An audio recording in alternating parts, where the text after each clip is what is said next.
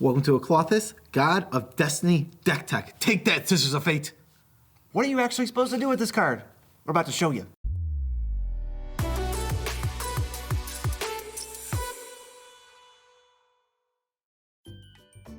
I am your host, Joe Cherries III. And I'm your host, BZ II, and that makes us the Nitpicking Nerds. The fifth. I was gonna say first in your heart. The Mine's fifth. better. If you add the 2 and the 5, you get. Cool. Subscribe to the channel. Besides, you want to be a subscriber to this channel because our subscribers are 10% more likely to become the person they were destined to become. Hey, disclaimer guy here. Just here to say, Destiny Smeshtiny. And that could be good or bad because some people might just be destined to be pieces of crap. Destiny's not real. With that out of Dang. the way, let's read Klothys, God of Destiny. 1 green, red for a 4/5. Legendary enchantment creature, God. Indestructible, as always. As long as your devotion to red and green is less than 7, she's not a creature, as always. At the beginning of your pre-combat main phase, exile target card from a graveyard. If it was a land card, add green or red to your mana pool. Otherwise, you gain 2 life, and she deals 2 damage to each opponent. This does not look like a commander card. Yep, what did someone describe it as? Okay, this is the quote that I'm going to live by with this card forever. Someone described Klothys as a wet fart in Commander. And we are going to prove you right or wrong right now. We're going to show you how awesome this card can be in Commander, kind of. There's some cool things you could do. It's not as bad as it looks. It's not just a bad standard card. So how do we actually build this deck? Well, it ended up being sort of a lands deck at its core, and there's a little bit of offshoots. It can do some enchantment things. It can do some dirty things. It can do some Stax things. This deck's not nice. This is not a nice deck. If you're looking to have fun and you want everyone at your table to have fun, don't play this deck. You might have fun winning, but your opponents will be like, yeah, I hate you. Yeah. So the only real thing you can do with Klothys is maximize the number of Klothys triggers, and you can't use extra combats. That's not how the rules work. You only get 1 pre-combat main phase. You can't take extra turns. But you can use these cards, but you can't really tutor them. So these are just kind of sprinkled in for you to have a lot of fun when you draw them. First, we got Strionic Resonator. It's 2 for an artifact. You can pay 2 and tap it, and copy target triggered ability you control. The upkeep thing is a triggered ability, so you can copy it, exile 1 land, 2 land, get 2 mana if you want, or you could exile a land and something else, whatever. I prefer the exile 2 non-lands. Deal 4. Deal 4 to each opponent. That's how we're gonna. That's gonna win a little bit faster. It's still not very fast. I mean, there's no point in exiling 2 lands. This is a 10-turn clock. To get 2 mana. You pay 2 mana. Why would you do that? You're right. That doesn't make any sense. You only do it if you want to copy the damage trigger. There's also Helm of the Host. 4 mana for a legendary artifact. Equipment equips for 5 at the beginning of your combat. You make a copy of the equipped creature, and then it's not legendary, and it gains haste. So, and also, if you copy Klothys like twice, they're just turning each other on. You need 1 other devotion after there's 3. They're turning all each other on. It's getting real gross. Klothys is a real sexual destiny god. Also the god of sex, obviously. She looks like Bayonetta, though. You said that. She's got the hair all over. And covering her eyes? Is there function to that? That's the Fates thing. It's just her hair, but she presumably has eyes. The Triad of Fates also cover their eyes. I don't know. But I don't think they have eyes. They do have eyes. Stupid. This lets you make multiple Klothyses. They're indestructible. They're not going anywhere. They turn each other on with devotion because they copy the mana cost, and it lets you actually just get in a bajillion damage. Okay, so here's what I'm thinking. Actually, the reason that they probably cover their eyes is they let fate guide them. So they are fate. Well, yeah, but that's what I'm saying. They're going to make their actions are going to happen how they're supposed to no matter what, so they don't need to see. Isn't that a paradox? Probably. You know what? Let's just move on to the next 2 cards because we don't need to think about it. Let's move on to the next cards. What are they? Snake Umbra and Kingcest. Both of these are enchantments that auras, you put on your creature, and whenever that creature deals damage to a player, you draw a card. So if your Klothys is a creature and you get an upkeep trigger, you exile a non-land card, you shoot everybody, draw 3 cards. And you only need that to work once. The trouble with this is if it's not a creature or someone can destroy some of your devotion, it'll fall off. That can put you in trouble. They do produce devotion, though. They produce devotion, and you're probably gonna want to wait till you have like 10, and you're like, okay, I think I can tap with this. Your wheels aren't gonna fall off. But I don't know. It's really low investment for high card draw. Yeah. This could go off for the rest of the game because we're about to get dirty. But not before we show you what other enchantments we have in store. Do we have other enchantments? Oh yes, we do. We have plenty. Verduran Enchantress, Agrothian Enchantress, Enchantress's Presence, all those say Enchantress on them, Eidolon of Blossoms, who is an Enchantress. Yes, they all draw a card when you cast or when an enchantment enters. Yep. Great. The payoff for all these enchantments in the deck. There's about 20-ish. I mean, that's pretty simple. I mean, you have a ton of enchantments, you draw off your enchantments. That sounds good to me. That's the primary way to draw cards in this deck. Aside from some filtering, there's some Faithless Lootings and some stuff going on there, but this is usually how you get your cards.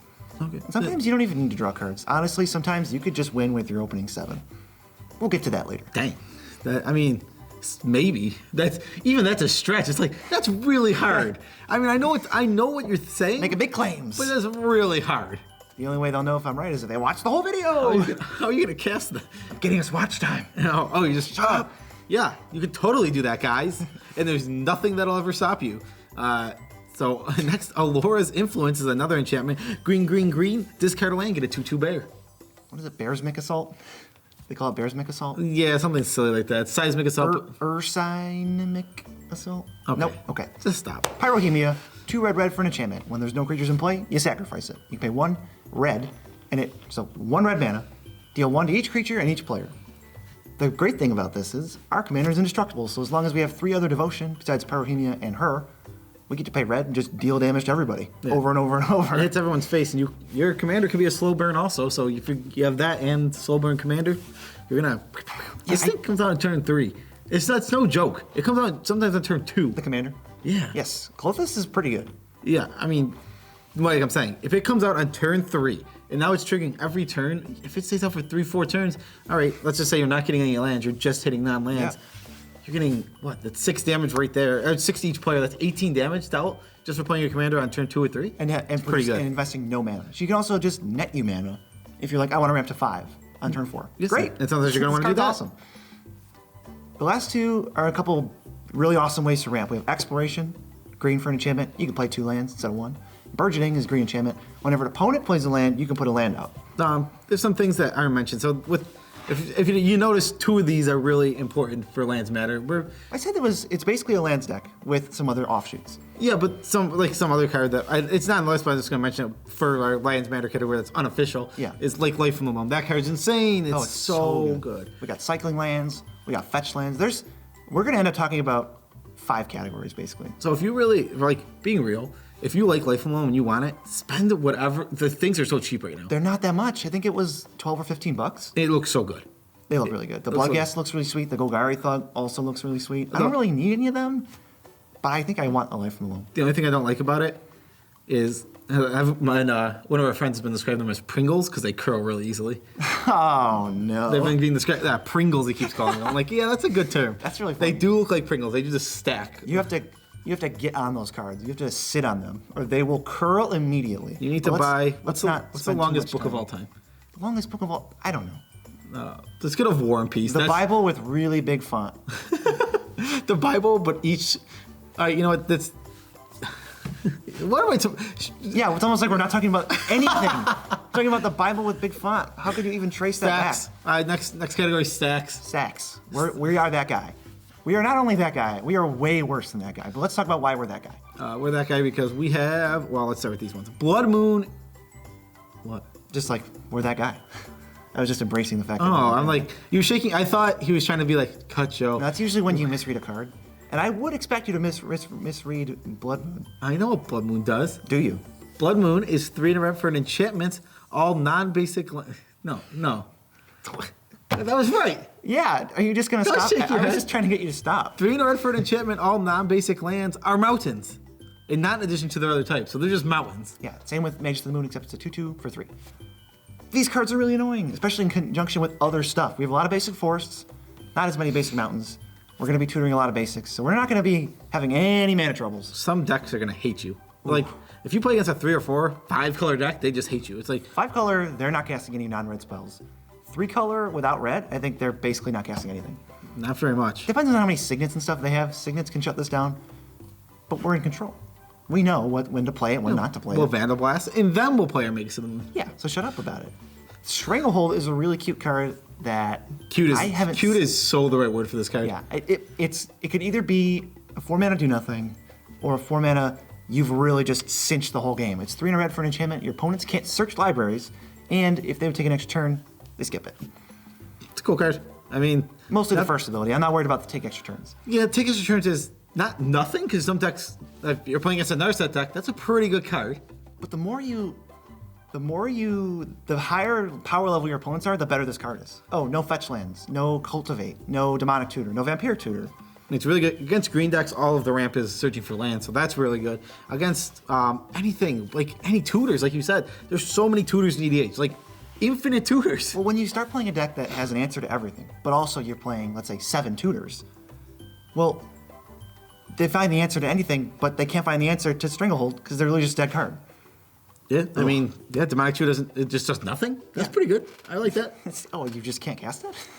Finally, we have Mana Barbs and Burning Earth. It's not finally, there's one more, but whatever. Finally, They're both 3 in a red for enchantments. Mana Barb says whenever anyone taps a land for mana, they take 1. And Burning Earth is the same, but for non-basics. Yes, Mana Barb's obviously better, Burning Earth, but also good. These are huge punishers. They're just going to add up over and over, and your opponents are eventually just going to have enough, and they're just going to concede.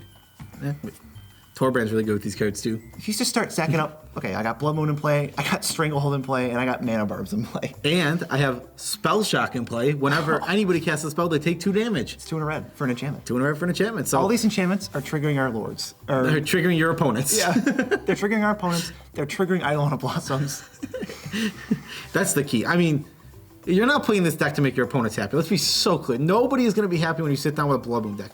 Unless you sit across from like Duretti. Then you're like, you idiots, I have it in my deck too. Yeah. Then your opponents, there's 2 Blood Moons in play, and they're like, I don't know what to do. And the other 2 players cry as they're waiting to cast their Force to Vigor. Right, so we got lands flowing, we're discarding cards, we're fighting, we're cycling, we're getting our lands back, we're searching for lands, we're locking opponents out of the game. But how do we really win?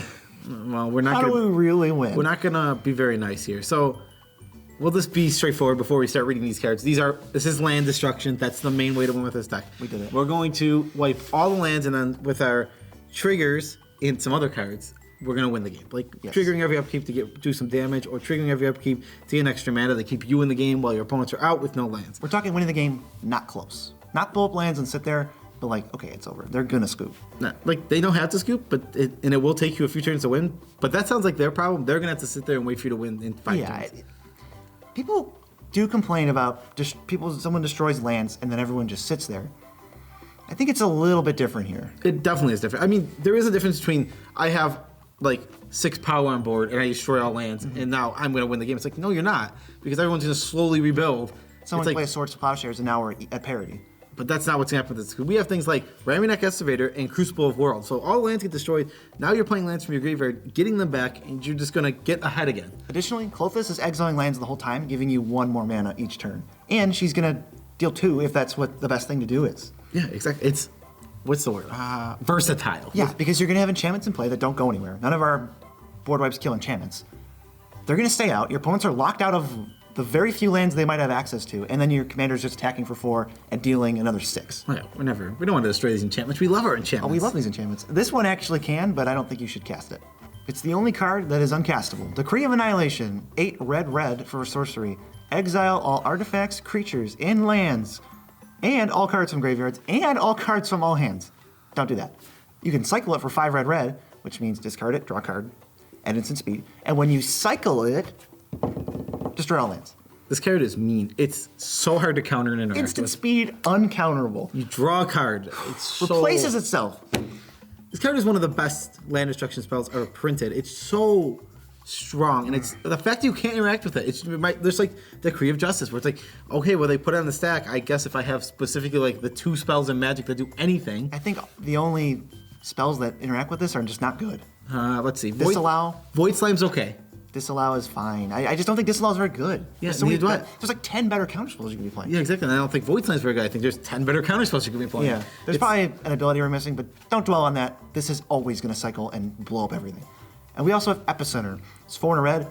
Target player sacrifices a land. That's horrible. Why did you put that in the deck? Okay, we're cutting it. Unless it has more. No. This is But the wait, opportunity. there's more. Perfect opportunity to bring up the stale crouton. Epicenter without threshold is the stale crouton of the deck. Who brought that out? Yeah. One of our patrons. We'll shout him out next So time. hold on. Well, if we're gonna do the stale crouton, I might as well go back a number. Right? Decree of Annihilation, it's back on screen, and it's the Gourmet Bagel. The 'cause best it's card in the deck. The best card in the deck. It's not a stale crouton. It is the Gourmet Bagel. I was going to say Epicenter with Threshold is close to the Gourmet Bagel, which is all players sacrifice all lands. Yeah. Well, I mean, Oops. that's also extremely good. But Decree of Annihilation cycles and can't be countered. That is so much Not better. to mention we're ramping. Like, we're ramping into land destruction, which seems weird. But yeah, we haven't even gotten done with this yet. So what else do we have? Let's go over Yockle Hops, or as some text-to-speech call it, Joku, H-A-U-P-S. Yeah, the text, we were looking up how to pronounce the word. It's either Jockle Hups or Yockle Hups. I think Yockle Hops is where we're at, but they were saying some weird stuff. I love Jockle, H-A-U-P-S. That was Chinese, I believe, right? Yeah, it was just like this weird site that had like a bunch of different pronunciations, and some of them were just ridiculous. Yeah, we spent like 5 minutes doing Yeah, that. Jockle, H-A-U-P-S. What does it do? It destroys everything. Not everything. It doesn't destroy enchantments or planeswalkers, right? The easier way to say it would be destroy all creatures, artifacts, and lands. Destroy all permanents that aren't creatures or planeswalkers. I guess. I can also say that. That's confusing. So a way to win with this, if you have World Shaper out, What does World Shaper do? 3 and a green for a Merfolk Shaman, 3/3. Whenever World Shaper attacks, you may put the top 3 cards of your library into your graveyard. Whenever it dies, put all lands from your graveyard onto the battlefield. So Tapped. They're tapped. Well- But if you blow up all lands, except, oops, not mine, it doesn't matter. Additionally, Splendid Reclamation, 3 and a green sorcery. Return all your lands from the graveyard. Float the mana, cast a spell, and then wreck everybody's day. Additionally, Heroic Intervention, followed up with Yockle Hops. Oops, my permanents don't die, but yours do. yeah, I mean, all these are mean. None of them are nice. You could also potentially do this next one too. If you have Allura's Influence out, you get to play any destroy float mana. Yeah, float the mana. The float mana part is important. That's why I knew I was forgetting a step in my head. So you float all this mana, you destroy all the lands. You play Creeping Renaissance, which It's 3 green. Yeah. Choose a permanent type, you get all of that type back to your hand. Also has flashback for 5 green, so you choose lands. you choose lands. You get all those lands back, and now you make a bunch of bears. You make, let's say, 10 2/2 bears. That's enough to kill 1 player a turn. There's no permanents in play, except for your enchantments and these bears. So what are they supposed to do? You just, okay, you're dead, you're dead, you're dead. Yeah, you're just karate chopping with bears. You karate chop them with bears. That's hilarious to me. Another land destruction, Ruination, 3 in a red, super cheap mana cost. Destroy all non-basics. I'm just imagining bears going like this. Like the bears are Like crying. Buzz Lightyears with someone's pushing Somebody's the pushing the button. button in the back and they're just going around like that. Oh no, it's 20 bears karate chopping. And they're like, okay, I'm gonna play that scene in my head. The last one we have is Cavalier of Flame. This card is really, really strong. 2 red for a 6/5 elemental knight. Pay 1 in a red. All your creatures get +1/+0 and gain haste until end of turn.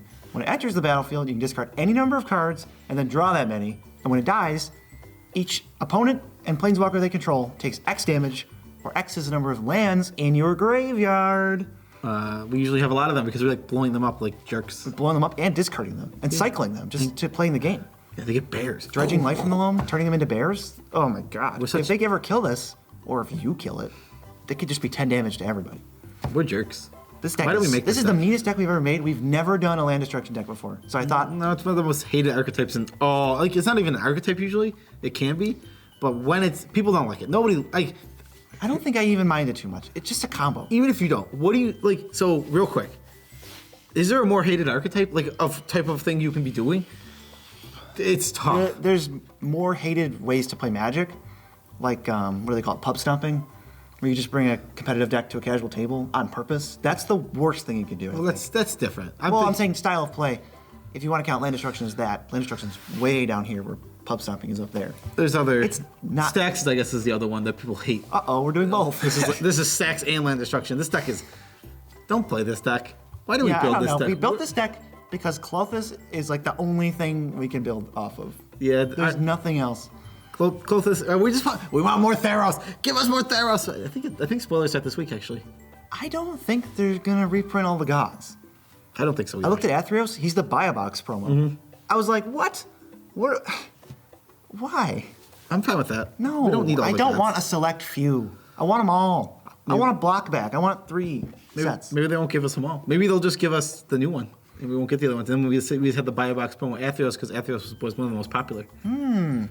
That I'd be okay with. I would take second Athreos, which is so much different than the first one, and I would take New God. And maybe another Erebos and Heliod. That I would like to be fine with. I don't think we're going to get any of the single color gods. I think they're all going to be on the omens and nothing else. That's my prediction. That might not be right. Those omens look pretty good. They look horrible. No. As cards. They like, the art makes you go, ugh. But the card, I was like, these are all pretty efficient. We don't have to talk about that. Yeah, let's get to the sign off. Let's go to the sign. Special shout out to all of our patrons, all 34 of them. 35. 35 patrons. All 35 of them. We love you all as much as we can without making you uncomfortable. And special shout outs to our mothers, Tammy and Michelle. We love you both enough to make you uncomfortable. You're all killing it. It's just every day. Yeah, we love you all. You guys are awesome. This is thank you. This is thank you. Thank you. This is thank you. And if you want to buy this deck, don't do it. Go to TCG Player and buy this deck. Yep, and click on the link in the description below to support the Nitpicking Nerds. With this deck that you should definitely buy. Or if you want to buy something that's probably costs about the same price, but will make you feel a little happier, buy a Frankenfurter Funko Pop. Oh, the day that sells out is the day it's probably sold out already. Maybe. I don't know. I don't know the rate that they sell at. I can only assume one of our loyal fans bought it. But let's get this bad taste out of their mouths and let's just get out of here. I'll tell you this: if you want to buy that and send it to us, when we get a set, it will be in the background of our set for every episode. For sure. We're never gonna buy it. We would never like. It's just we're not a tchotchke kind of guys. No, but we will display tchotchkes. Yeah, if somebody sends us that, we'll put your name next to it too. So name tag. We'll put a name tag above it saying that you sent it to us, and we'll put it on our shelf when we get a set. We're working on a set. We'll get there. So far, we're set right in front of Klothys, actually. Yeah, we're set right in front of which is front row seats. A green screen. What? It's a green screen? I know. I never noticed. We just gave away our secrets. Let's get out of here. Yeah. Peace out, Tribe Scout.